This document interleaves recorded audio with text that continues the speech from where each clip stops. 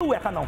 সন্দেশখালীতে যেভাবে সন্তু পানকে গ্রেপ্তার করার সময় গোটা বাংলা এক হয়ে গেছিল, যেভাবে মিথ্যে মামলায় বিভিন্ন সময় বিভিন্ন সনাতনীদেরকে প্রতিবাদীদেরকে ফাঁসানোর সময় গোটা বাংলা এক হয়ে যায়, গোটা বাংলা এক্ষেত্রেও এক হয়ে গেছে। ধন্যবাদ মমতা বন্দ্যোপাধ্যায়, ধন্যবাদ এটা ন্যাশনাল টেলিভিশনে আমার বলার সুযোগ করে দেওয়ার জন্য যে কেউ একা নয়, কেউ একা নয়। সৌমিক গোলদাররা একা নয়। সৌমিক গোলদাররা হয়তো জেলে যাবে, হয়তো তাদের মিথ্যে মামলায় গ্রেপ্তার করা হবে, কিন্তু তারপর তাদেরকে বের করে আনার দায়িত্ব গোটা বাংলার।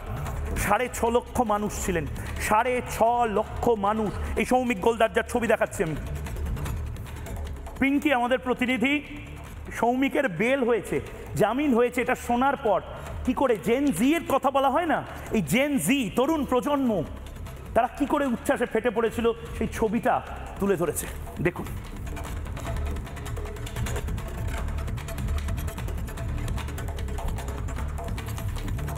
উত্তর 24 পরগনার গোবরডাঙ্গার বাসিন্দা সৌমিক গোলদার।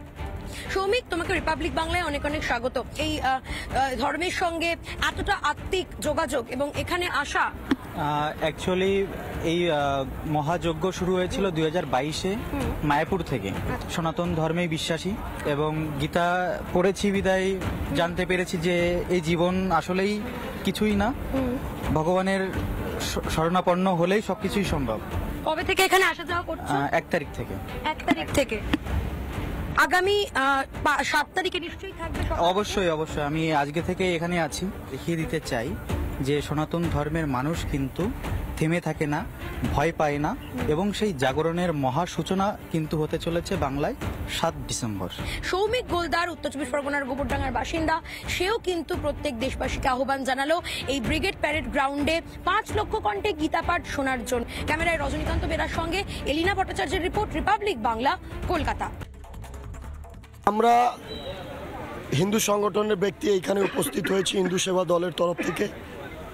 সবার আগে যেই ঘটনাটা ঘটেছে, আমি এইটা মনে করি কি এই যদি পুলিশ প্রশাসন নিজের কাজটা ঠিকভাবে করত, মুখ্যমন্ত্রী যদি সঠিকভাবে কাজ করত, তাহলে একজন ব্যক্তি ননভেজ নিয়ে সেই প্রেমাইসিসে যেখানে পুজো হচ্ছে, একটা ধর্মীয় অনুষ্ঠান হচ্ছে, সেইখানে যেতে পারতো না। কিন্তু কোথাও না কোথাও যেই ব্যবস্থা, অ্যাডমিনিস্ট্রেটিভ যেই ব্যবস্থা, যেটা পুলিশ প্রশাসনের তরফ থেকে হওয়ার দরকার, সেইখান থেকে এনারা ফেলিয়ার।